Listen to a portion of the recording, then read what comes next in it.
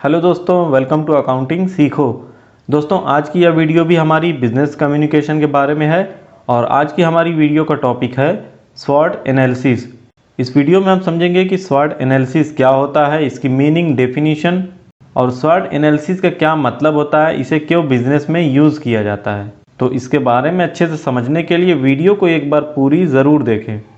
तो दोस्तों, ये जो स्वॉट एनालिसिस होता है यह इंग्लिश के 4 शब्दों के पहले अल्फ़ाबेट को मिलाकर या जोड़कर बनाया गया एक शब्द है, या कहें कि एक शॉर्ट फॉर्म है। तो आइए जानते हैं कि ये स्वॉट का फुल फॉर्म क्या होता है।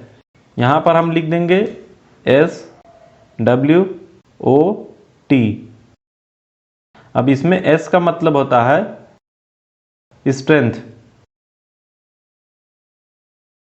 जिसे हिंदी में हम ताकत, शक्ति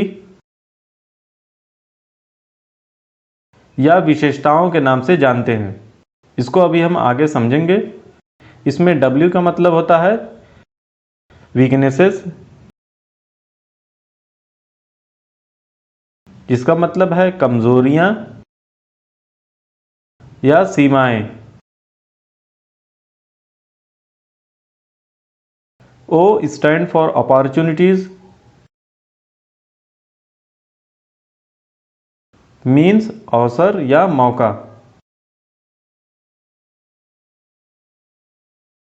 और T का मतलब होता है थ्रेट्स,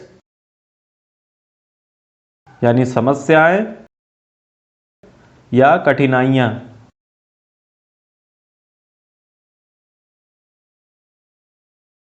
अब दोस्तों, यह स्वॉट एनालिसिस एक ऐसी टेक्निक होती है या कॉन्सेप्ट होता है जिसका यूज़ बिजनेस में किया जाता है। अब क्यों किया जाता है? बिजनेस की स्ट्रेंथ और वीकनेसेस का पता लगाने के लिए, और उस बिजनेस के लिए अपॉर्चुनिटीज़ क्या क्या हैं और उसमें थ्रेट कौन कौन से हैं, इसके बारे में जानने के लिए इसी स्वॉट एनालिसिस टेक्निक का यूज़ किया जाता है। मतलब कि उस बिजनेस या ऑर्गेनाइजेशन के अंदर क्या चल रहा है, उसकी स्ट्रेंथ यानी ताकत क्या है, उस ऑर्गेनाइजेशन की कमजोरियां कौन कौन सी हैं, उसका पता लगाया जाता है। साथ ही साथ उस ऑर्गेनाइजेशन के बाहर क्या चल रहा है, इसके लिए क्या क्या अपॉर्चुनिटीज़ हैं, अवसर क्या हैं जिनका वे अपने बिजनेस के लिए फ़ायदा उठा सकते हैं, और साथ ही साथ थ्रेट कौन कौन से हैं, यानी समस्याएं या खतरे क्या हैं, ताकि उनको सॉल्व किया जा सके या उनसे बचा जा सके। तो इन सारी चीज़ों पर फोकस किया जाता है। अब दोस्तों, ये स्ट्रेंथ और वीकनेसेस ये इंटरनल होते हैं और अपॉर्चुनिटीज़ और थ्रेट्स ये एक्सटर्नल होते हैं। इंटरनल इन्वायरमेंट वो होते हैं जो बिजनेस को उसके अंदर से अफेक्ट करते हैं, और एक्सटर्नल इन्वायरमेंट वो होते हैं जो बिजनेस को बाहर से अफेक्ट करते हैं, चाहे वह पॉजिटिव वे में हो या नेगेटिव वे में। इस तरह ये जो स्वॉट एनालिसिस है ये ऑर्गेनाइजेशन के इंटरनल और एक्सटर्नल दोनों फैक्टर को एग्जामिन करता है, उनकी जांच करता है कि ऑर्गेनाइजेशन के अंदर और उसके बाहर क्या चल रहा है, क्योंकि उसके कुछ फैक्टर्स आपके कंट्रोल में होंगे और कुछ नहीं, इसलिए इनका पता लगाना बहुत ज़रूरी है। तो अब ऐसे कौन कौन से फैक्टर हैं जो आपको एडवांटेज दे सकते हैं, आपके लिए फ़ायदेमंद है, जिससे आपका बिजनेस ग्रो हो सकता है। तो जितने ज़्यादा फैक्टर्स आप ढूंढेंगे, उनको एनालाइज करेंगे, उतने ही अच्छे से आप अपने बिजनेस के डिसीजन ले सकते हैं।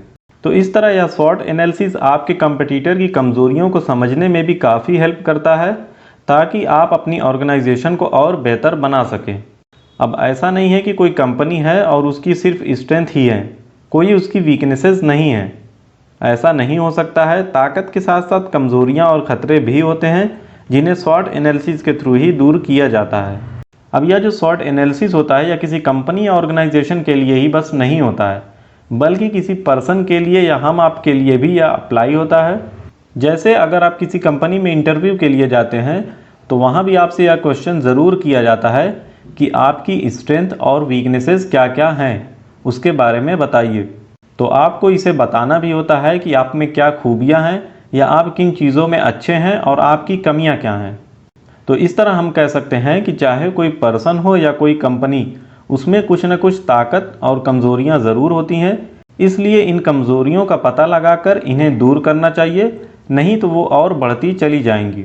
तो इसी के लिए यह स्वॉट एनालिसिस किया जाता है। अब आइए इसकी एक छोटी सी डिफिनीशन देखते हैं। SWOT analysis helps you to identify your organization's strengths, weaknesses, opportunities and threats। इसका मतलब यह है कि यह SWOT एनालिसिस आपके ऑर्गेनाइजेशन की खूबियों को पहचानने, कमियों का पता लगाने और जो अपॉर्चुनिटीज़ हैं, जो अवसर हैं, उनका लाभ उठाकर समस्याओं या कठिनाइयों को दूर करने में हेल्प करता है। इस तरह हम कह सकते हैं कि यह SWOT एनालिसिस एक ऐसा टूल होता है जो आपके ऑर्गेनाइजेशन की स्ट्रेंथ यानी ताकत, वीकनेसेस कमज़ोरियों, अपॉर्चुनिटीज़ अवसर और थ्रेट्स यानी समस्याओं को पहचानने में हेल्प करता है और एक सक्सेसफुल स्ट्रेटजी बनाता है। दोस्तों, आइए अब आगे जानते हैं कि इस SWOT एनालिसिस में किसी भी बिजनेस की क्या क्या स्ट्रेंथ, वीकनेसेस, अपॉर्चुनिटीज़ और थ्रेट्स हो सकती हैं। इनके बारे में थोड़ा सा जान लेते हैं।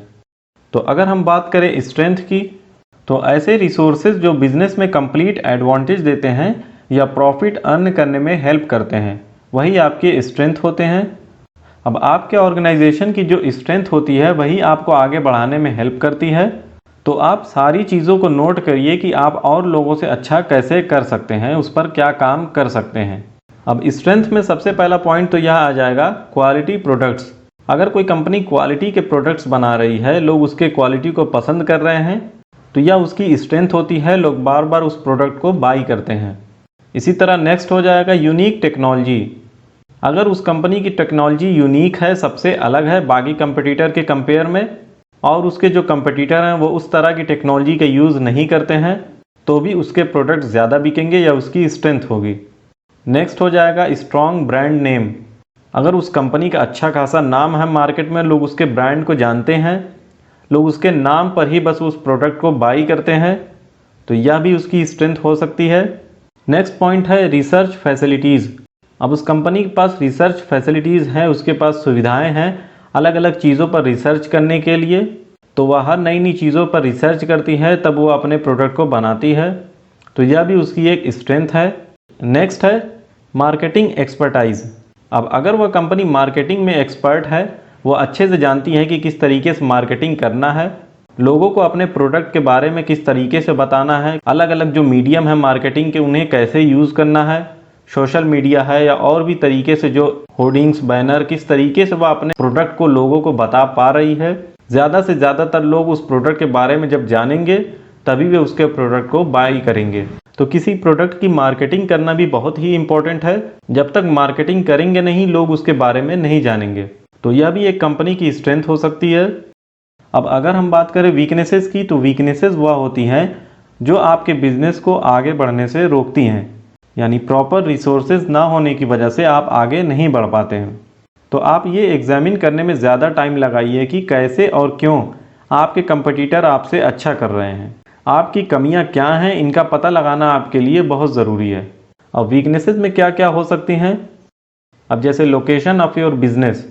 आपके बिजनेस की लोकेशन पर भी डिपेंड करता है कि आपके कितने कस्टमर बनेंगे। आप ऐसी जगह कोई बिजनेस कर रहे हैं जहां पर आबादी ही कम है, तो वहां आपको ज़्यादा कस्टमर मिलेंगे ही नहीं, तो आपका बिजनेस नहीं चलेगा। तो इस तरह लोकेशन भी बहुत मायने रखती है आपके बिजनेस को चलाने के लिए। आपका बिजनेस ऐसी जगह होना चाहिए जहां उसकी डिमांड हो, जहां लोग ज़्यादा हो, और किस तरीके के लोग हैं, कैसे पर्सन है, कैसे कस्टमर हैं, उनका नेचर कैसा है, यह भी जानना बहुत ज़रूरी है। नेक्स्ट है पुअर क्वालिटी गुड्स। अब आप जो भी गुड्स बना रहे हैं, अगर उसकी क्वालिटी ख़राब है, वह अच्छी क्वालिटी का नहीं है, तो कस्टमर उसे बाई नहीं करेंगे, क्योंकि कस्टमर को भी क्वालिटी गुड्स ही पसंद होती हैं। अगर आप अच्छी क्वालिटी के कोई प्रोडक्ट या गुड्स बना रहे हैं, चाहे वह थोड़ा महंगा ही होगा, लेकिन फिर भी कस्टमर उसे पसंद करेंगे, उसे खरीदेंगे, क्योंकि आप क्वालिटी प्रोडक्ट दे रहे हैं। तो इसलिए किसी भी बिजनेस को क्वालिटी पर ज़रूर फोकस करना चाहिए। और नेक्स्ट इसमें आ जाएगा अ वीक ब्रांड। आप जो भी प्रोडक्ट बना रहे हैं, आपकी जो कंपनी है, वह एक ब्रांड अगर नहीं बन पाया है, लोग उसके बारे में नहीं जानते हैं, एक भरोसा, एक ट्रस्ट नहीं है, तो वे आपके प्रोडक्ट को नहीं बाई करेंगे। तो यह भी आपके बिजनेस की एक कमज़ोरी है। Next, lack of marketing expertise. अब जैसे आप अगर मार्केटिंग में एक्सपर्ट हैं तो यह आपकी स्ट्रेंथ होगी, पर अगर आप उसमें कमज़ोर हैं, मार्केटिंग नहीं जानते हैं, नहीं कर पाते हैं, अपने प्रोडक्ट के बारे में कस्टमर को अच्छे से नहीं बता पा रहे हैं, उन तक पहुंच ही नहीं पा रहे हैं, तो भी आपका बिजनेस नहीं चलेगा। तो अगर आप अच्छी क्वालिटी के गुड्स बना रहे हैं तो लोगों को उसके बारे में बताना भी बहुत ज़रूरी है, तभी लोग उसे बाई करेंगे, परचेज करेंगे। तो अगर आप अच्छी क्वालिटी के गुड्स बना रहे हैं, कोई प्रोडक्ट अच्छी क्वालिटी का आप बना रहे हैं और आपकी लोकेशन भी अगर वह सही जगह है, पर अगर आप उसकी मार्केटिंग नहीं करेंगे, लोगों को उसके बारे में बताएंगे नहीं, लोग उसे देखेंगे ही नहीं, तो भी वह उसे परचेज नहीं करेंगे। वीकनेसेस में नेक्स्ट और लास्ट पॉइंट है लैक ऑफ कैपिटल। अब अगर आप बिजनेस कर रहे हैं और आपके पास उतनी ज़्यादा कैपिटल नहीं है, जिससे आप नई नई चीज़ों के बारे में नहीं जान पाएंगे, कोई रिसर्च नहीं कर पाएंगे, अच्छे से मार्केटिंग नहीं कर पाएंगे, तो कैपिटल का होना बहुत ज़रूरी है, तभी आपका बिजनेस स्मूथली रन करेगा। दोस्तों, यह अपॉर्चुनिटीज़ या एक्सटर्नल इन्वायरमेंट में आती है जो बिजनेस को बाहर से अफेक्ट करती है। बिजनेस में अपॉर्चुनिटीज़ बहुत मिलती हैं, पर सही समय पर सही अपॉर्चुनिटीज़ को अगर हम फ़ायदा उठा लेते हैं तो हमारा बिजनेस बहुत तेज़ी से ग्रो करता है। इससे हमारी सेल्स भी ज़्यादा होने लगती है या बढ़ जाती है। अब अपॉर्चुनिटीज़ में क्या क्या हो सकते हैं, इसमें जैसे लेस कंपटीशन। हम जो प्रोडक्ट बना रहे हैं, मार्केट में अगर ज़्यादा कंपटीशन नहीं है तो हमारा जो प्रोडक्ट है वह ज़्यादा सेल होगा, और ज़्यादा सेल होने से हमें ज़्यादा प्रॉफिट भी होगा। यानी जब तक मार्केट में कोई बड़ा कंपटीटर नहीं आएगा तब तक हम ज़्यादा प्रॉफिट अर्न करते रहेंगे। नेक्स्ट है इंक्रीज़ इन प्रोडक्ट डिमांड। अगर हम जो प्रोडक्ट बना रहे हैं धीरे धीरे उसकी डिमांड अगर बढ़ती जा रही है तो यह भी एक ऐसा मौका है जहां पर हम और ज़्यादा से ज़्यादा प्रोडक्ट बनाकर सेल कर सकते हैं। इस तरह हम और ज़्यादा प्रॉफिट को अर्न कर सकते हैं। नेक्स्ट है टैक्स रिडक्शन। इसका मतलब यह है कि अगर हमारी गवर्नमेंट ने कोई टैक्स कम कर दिया है तो टैक्स कम होने से हमें भी अपने प्रोडक्ट पर टैक्स कम पे करना होगा। तो यह भी एक अपॉर्चुनिटी है, मौका है, जिसमें हम ज़्यादा से ज़्यादा प्रोडक्ट को सेल कर सकते हैं और हमें प्रॉफिट भी ज़्यादा होगा। अब आइए आगे जानते हैं थ्रेट्स के बारे में। अब बिज़नेस में किसी भी समय किसी भी वक्त खतरा, प्रॉब्लम्स या समस्याएं आ सकती हैं जिससे बिज़नेस को ज़्यादा नुकसान हो सकता है। तो एक बिजनेसमैन को पहले से ही इनके बारे में अवेयर रहना चाहिए। अब आइए जानते हैं थ्रेट्स के बारे में कि थ्रेट्स कौन कौन से हो सकते हैं। तो इसमें सबसे पहला हो सकता है इंक्रीजिंग कंपटीशन। अब अगर कंपटीशन बढ़ने लगेगा तो हमें भी उसी तरह जल्दी ही ग्रो करना पड़ेगा। हमारे जो कंपटीटर हैं हमें भी उन्हीं की स्पीड से अपने प्रोडक्ट को बनाना पड़ेगा।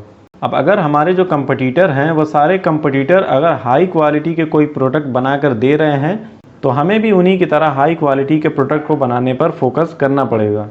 अगला हो सकता है राइजिंग कॉस्ट फॉर मटेरियल्स। अब हम अपने प्रोडक्ट को बनाने के लिए जो रॉ मटेरियल यूज़ करते हैं, जो हम परचेज़ करते हैं, अगर उसकी कॉस्ट लगातार बढ़ती जा रही है या भी हमारे लिए प्रॉब्लम है, तो इसके लिए हम यह कर सकते हैं कि उस मटेरियल का स्टॉक हम पहले से ही अपने पास रख सकते हैं। तो इस तरह की प्रॉब्लम्स को हमें सॉल्व करना पड़ेगा। तो दोस्तों, बस वीडियो को यहीं ख़त्म करते हैं।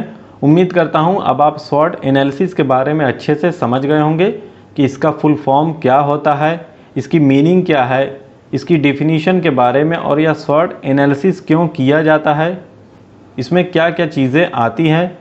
अब अगर यह वीडियो आपको यूज़फुल लगी हो तो इस वीडियो को लाइक ज़रूर करें, और इसी तरह की अगर आगे भी और वीडियोस देखना चाहते हैं तो चैनल को सब्सक्राइब कर लें, बेल आइकन को ऑन कर लें ताकि न्यू वीडियो की नोटिफिकेशन आप तक पहुंच सके। तो मिलते हैं नेक्स्ट वीडियो में। Thank you.